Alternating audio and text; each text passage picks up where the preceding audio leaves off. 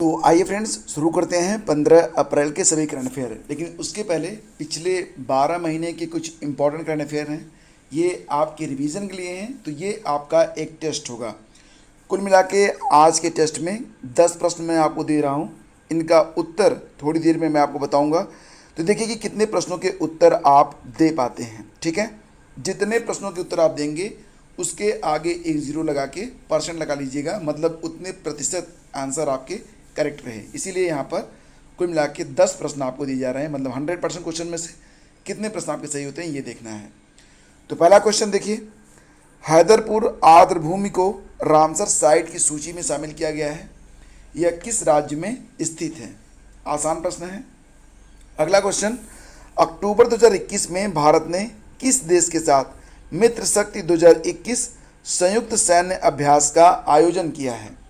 Next, UAE के किस major general को अंतर्राष्ट्रीय कानून प्रवर्तन एजेंसी इंटरपोल के अध्यक्ष के रूप में नियुक्त किया गया है? तो ये प्रश्न काफ़ी इंपॉर्टेंट है, हालांकि थोड़ा सा डिफिकल्ट लगेगा आपको, फिर भी आगे बढ़िए। अगला क्वेश्चन है, हाल ही में किस राज्य सरकार ने नई जनसंख्या नीति 2021 से 30 की घोषित की है?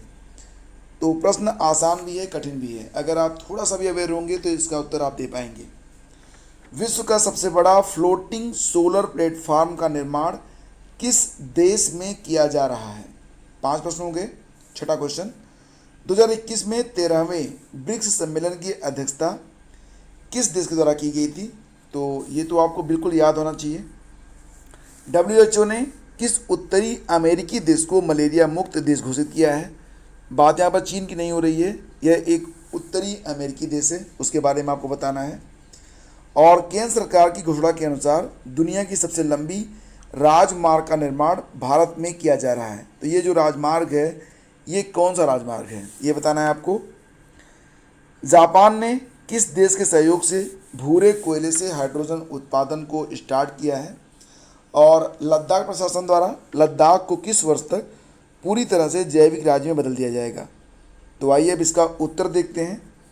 देखो, पहला आंसर होगा हैदरपुर आर्द्रभूमि, ये कहाँ पर स्थित है? तो ये यूपी में स्थित है। अक्टूबर 2021 में भारत ने किस देश के साथ मित्र शक्ति 2021 का संयुक्त सैन्य अभ्यास किया था? तो किसके साथ किया था? ये संयुक्त सैन्य अभ्यास हुआ था श्रीलंका के साथ। यूएई के किस मेजर जनरल को अंतर्राष्ट्रीय कानून प्रवर्तन एजेंसी इंटरपोल के अध्यक्ष के रूप में नियुक्त किया गया? तो इनका नाम है अहमद नसीर अल रईसी। अहमद नसीर अल रईसी, याद रखना। अगला क्वेश्चन, किस राज्य सरकार ने नई जनसंख्या नीति 2021 से 30 की घोषणा की है? ये है उत्तर प्रदेश। विश्व का सबसे बड़ा फ्लोटिंग सोलर पावर का निर्माण हो रहा है कहाँ पर? सिंगापुर में। 13वें ब्रिक्स सम्मेलन की अध्यक्षता की गई थी इंडिया के द्वारा। विश्व स्वास्थ्य संगठन ने किस उत्तरी अमेरिकी देश को मलेरिया मुक्त घोषित किया था? अल सल्वाडोर को।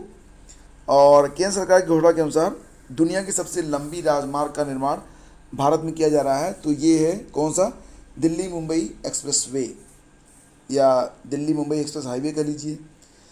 अगला क्वेश्चन था कि जापान ने किस देश के साथ सहयोग से भूरे कोयले से हाइड्रोजन का उत्पादन स्टार्ट किया है? तो ऑस्ट्रेलिया के साथ। और लद्दाख 2025 तक पूरी तरह से जैविक राज्य बनने का लक्ष्य रखता है, और इसके लिए उसने सिक्किम से समझौते भी किए हैं। सिक्किम भारत का पहला जैविक राज्य बना था। तो आइए अब आगे बढ़ते हैं और देखते हैं आज की करंट अफेयर। हाल ही में किसे राष्ट्रीय अल्पसंख्यक आयोग का अध्यक्ष बनाया गया? तो देखो, राष्ट्रीय अल्पसंख्यक आयोग के अध्यक्ष बनाए गए हैं इकबाल सिंह लालपुरा। ठीक है, तो ऑप्शन सी यहाँ पर करेक्ट है, इकबाल सिंह लालपुरा। और एक बात और याद रखना कि राष्ट्रीय अल्पसंख्यक आयोग एक वैधानिक आयोग है, संवैधानिक नहीं है, वैधानिक है। जैसे कि आपका नीति आयोग हो गया और महिला आयोग हो गया, ये सारे आयोग जो हैं वो वैधानिक हैं। बाकी बात यहाँ पर हो रही है, देखो मनोज सोनी की। मनोज सोनी भी हाल ही में यूपीएससी संघ लोक सेवा आयोग के अध्यक्ष बने हैं, और मनोज पांडे बनेंगे हमारे अगले थल सेना अध्यक्ष, ये भी आपको याद रखना है। और भारत में कुल कितने अल्पसंख्यक समुदाय हैं? 6 हैं। कौन कौन से?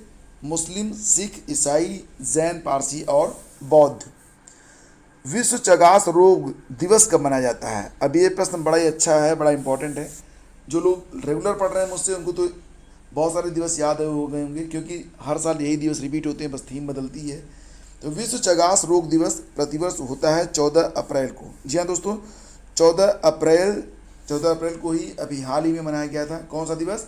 हाल ही में मनाया गया था सामाजिक समरसता दिवस के रूप में बीजेपी ने मनाया इसे। Doctor B.R. अम्बेडकर जी की जयंती थी।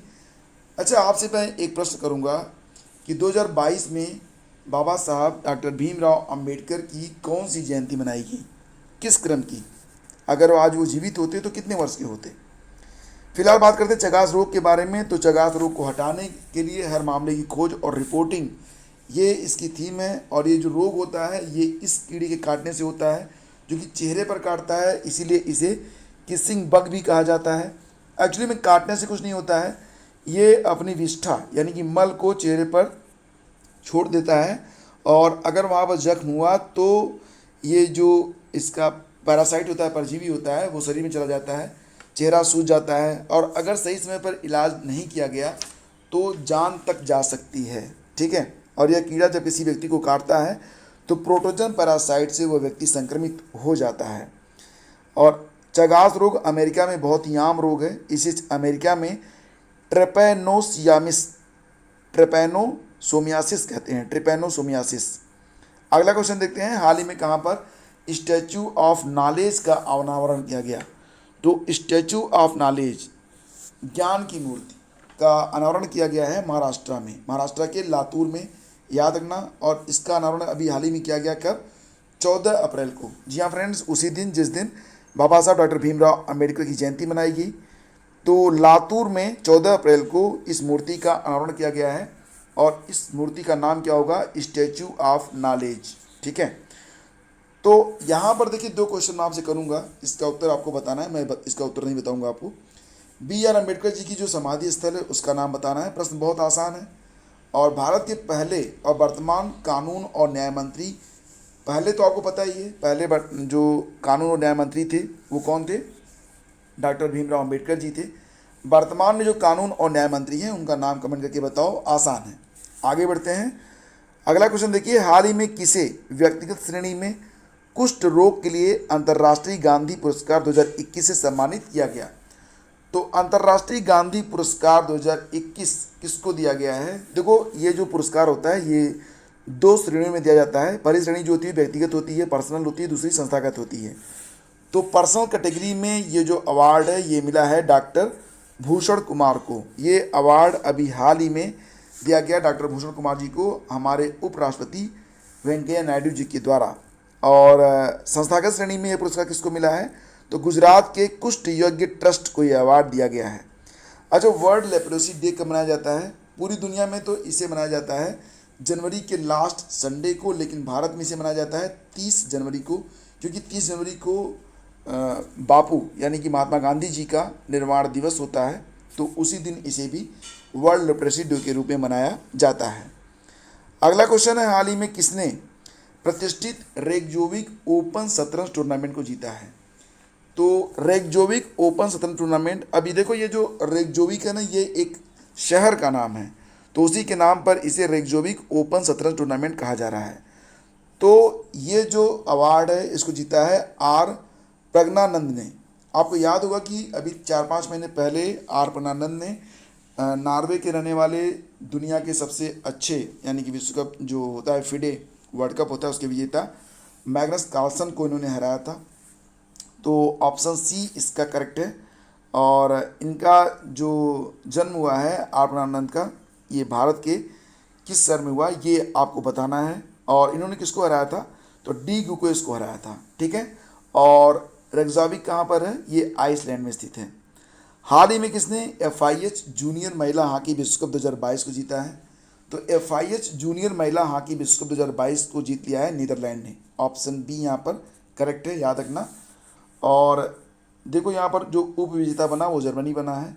नीदरलैंड ने दक्षिण अफ्रीका के पोर्ट चेफ स्ट्रूम में जर्मनी को हराकर FIH जूनियर महिला हॉकी विश्व कप 2022 का चौथा खिताब अपने नाम किया है। और ये भी याद रखना कि 2023 में FIH जूनियर महिला हॉकी विश्व कप का जो 10वां संस्करण होगा वो सैंटियागो चिली में आयोजित किया जाएगा। ठीक है। हाल ही में बीपीसीएल ने डिजिटल परिवर्तन को बढ़ाने के लिए किसके साथ साझेदारी की है? तो देखो दोस्तों, ये साझेदारी की गई है माइक्रोसॉफ्ट के साथ। तो बीपीसीएल और माइक्रोसॉफ्ट ने अगले 7 सालों के लिए एक साझेदारी की है, जिसमें बीपीसीएल माइक्रोसॉफ्ट की मदद से अपने बिजनेस को आगे बढ़ाएगा और माइक्रोसॉफ्ट का जो क्लाउड प्लेटफॉर्म है, इसके अलावा जो बुनियादी ढांचा है और अन्य जो तकनीकी सेवाएं हैं उसको यूज करेगा। तो माइक्रोसॉफ्ट के बारे में बात करें तो देखो, इसके संस्थापक कौन है? बिल गेट्स और पॉल एलन। वर्तमान सीईओ हैं सत्या नडेला।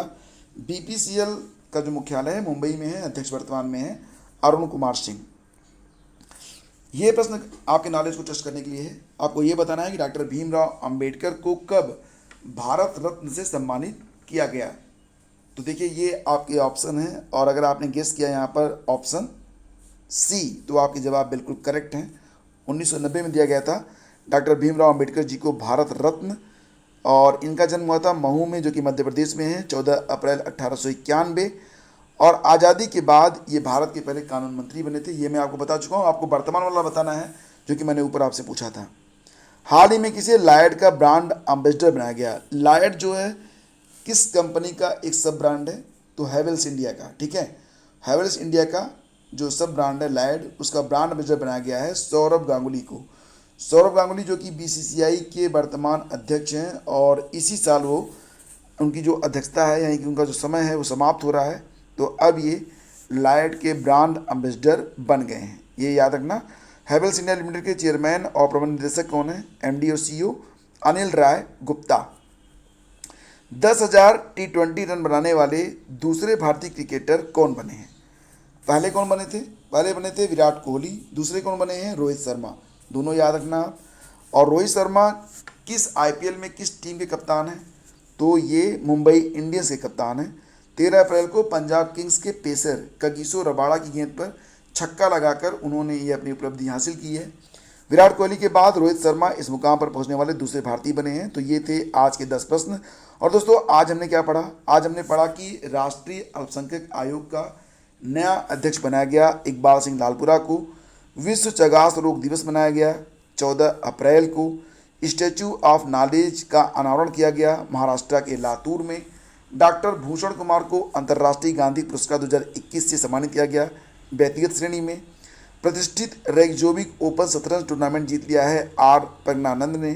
FIS जूनियर महिला हॉकी विश्व कप 2022 जीत लिया है नीदरलैंड ने। बीपीसीएल ने डिजिटल परिवर्तन को बढ़ावा देने के लिए माइक्रोसॉफ्ट के साथ एक साझेदारी की है। डॉक्टर BR अम्बेडकर को भारत रत्न दिया गया था 1990 में। सौरभ गांगुली को लॉयड का ब्रांड एम्बेसडर बनाया गया और 10,000 टी20 रन बनाने वाले दूसरे भारतीय क्रिकेटर बन गए हैं रोहित शर्मा।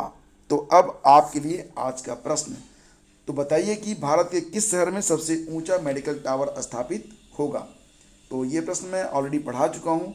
सबसे शानदार आंसर को मैं वहाँ पर एक हर्ट से, मतलब एक हर्ट भी दूंगा और जो अच्छा उत्तर होगा उसे कल के वीडियो में मैं शामिल भी करूँगा। तो अगर सेशन पसंद आया फ्रेंड्स तो प्लीज़ इसे लाइक और शेयर जरूर किया करें। शीघ्र मिलते हैं हम आपसे एक नए सेशन में, तब तक के लिए हमें आज्ञा दीजिए। नमस्कार, जय Hind. Please do like and do share.